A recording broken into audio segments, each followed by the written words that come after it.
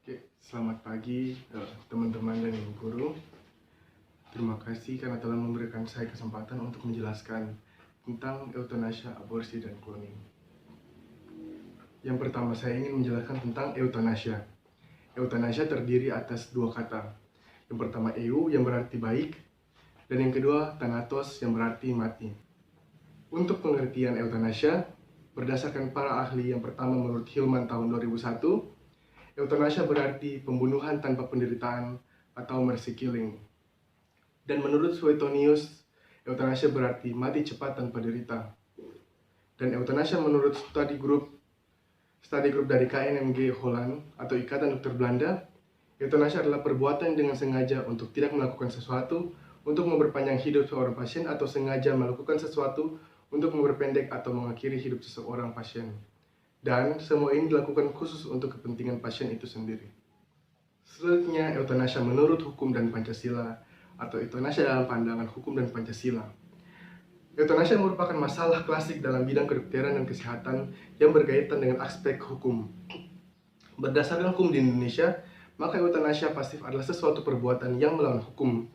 Hal ini dapat dilihat pada peraturan perundang-undangan yang ada, yaitu pada pasal 304 KUHP. Pancasila sendiri sebagai jati diri bangsa memiliki peran penting dalam tiap aspek kehidupan manusia karena memegang moralitas dan yang merupakan salah satu kajian Pancasila, yaitu kemanusiaan itu sendiri. Selanjutnya, euthanasia menurut pandangan saya. Yang pertama, euthanasia sendiri melanggar HAM. Apa itu HAM? HAM adalah hak yang kita miliki, hak hidup yang kita miliki sejak kita lahir ke dunia ini. Dan HAM tidak dapat diganggu-gugat. Dan mengapa euthanasia melanggar HAM? Karena euthanasia sendiri mencabut kehidupan seseorang yang masih bisa atau masih berhak tinggal di dunia ini. Dan otomatis euthanasia merupakan tindakan asusila dan tindakan yang melanggar moralitas bangsa dan negara. Berikutnya adalah aborsi atau abortus, ataupun juga disebut keguguran. Nah, arti dari aborsi sendiri adalah pengguguran hasil konsepsi sebelum janin dapat hidup di luar kandungan. Saya akan mengemukakan beberapa pendapat para ahli tentang aborsi. Yang pertama, menurut Esman, abortus atau aborsi adalah keadaan terputusnya suatu kehamilan di mana fetus sanggup hidup di luar uterus. Nah, belum sanggup ini diartikan apabila fetus itu beratnya sekitar 400 sampai 1000 gram atau usia kehamilan kurang dari 28 minggu. Yang kedua, menurut Jeff Code, abortus atau aborsi adalah pengeluaran dari hasil konsepsi sebelum usia kehamilan mencapai 28 minggu, yaitu fetus belum viable by law. Dan yang ketiga ada Hallmark, di mana abortus adalah terputusnya kehamilan sebelum minggu ke-16, di mana proses plasentasi belum selesai. Aborsi arti harfiah ialah menghentikan kehamilan sebelum cukup atau masak. Di sini dipakai dalam arti kata menghentikan kehamilan atau dengan perkataan lain yaitu menggugurkan kandungan. Berikut saya akan memaparkan tentang aborsi dalam pandangan hukum dan Pancasila. Aborsi pada hakikatnya adalah pembunuhan pada janin secara terselubung. Karena itu berdasarkan pasal 346 KUH pidana melarang aborsi dan hukumannya sangat berat.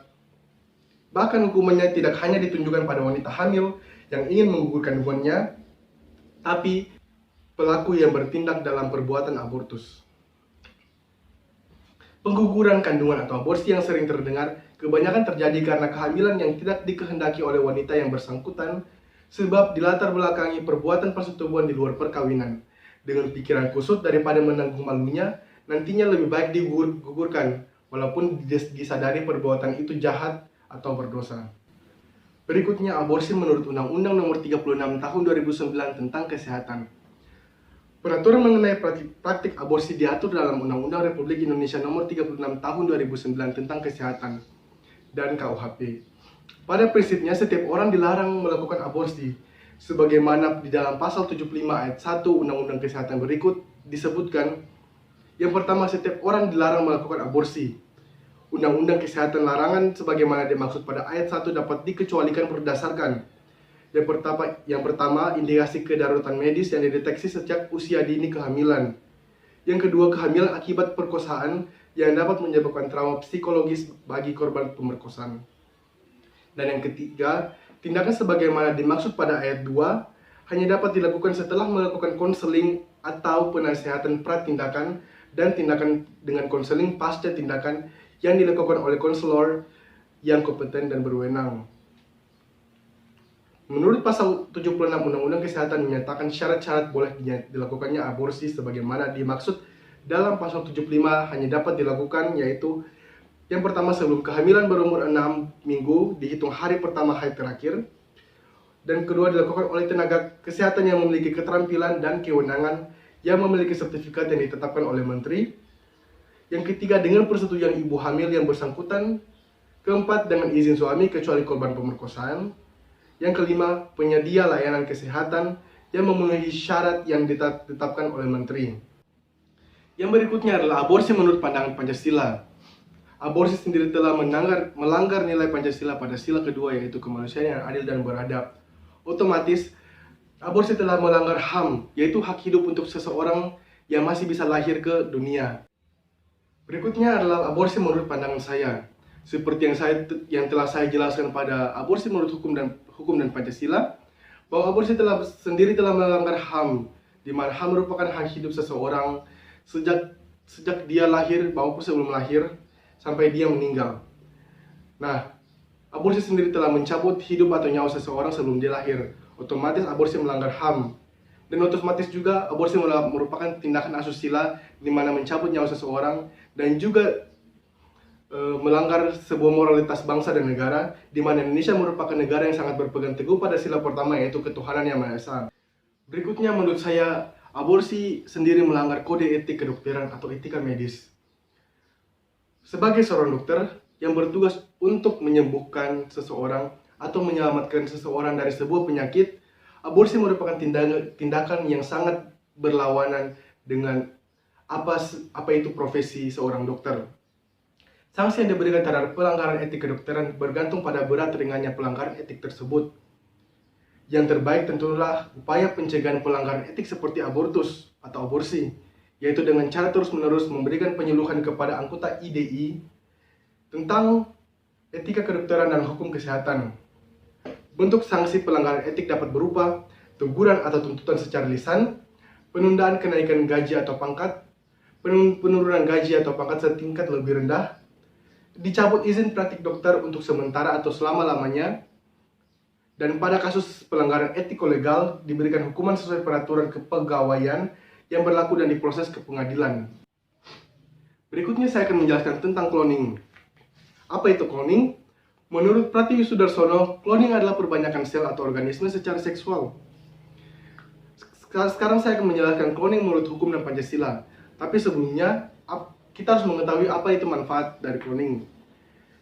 Manfaat yang pertama, cloning itu untuk menggantikan organ yang rusak dengan cloningan organ tersebut dengan cara memperbanyak bibit ternak atau tumbuhan. Kekurangan cloning sendiri yaitu menciptakan spesies baru yang bertentangan dengan nilai kemanusiaan.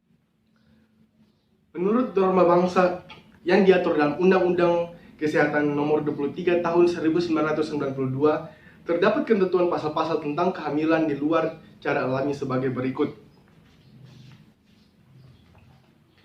Menjelaskan bahwa kehamilan di luar alami dapat dilaksanakan sebagai upaya terakhir untuk membantu suami istri mendapat anak, di mana pasal kedua juga menyinggung bahwa setiap proses harus dilakukan sesuai dengan norma hukum, norma kesusilaan, dan norma kesopanan. Cloning apabila dikaitkan dengan Pancasila akan sangat erat kaitannya dengan sila pertama. Mengapa demikian? Karena manusia seolah-olah berperan sebagai Tuhan yang menciptakan manusia atau menciptakan sebuah organisme yang baru. Cloning menurut pandangan saya sendiri merupakan sesuatu yang melawan norma masyarakat, di mana masyarakat Indonesia berpegang teguh pada Pancasila sila pertama, yaitu ketuhanan yang Maha Esa.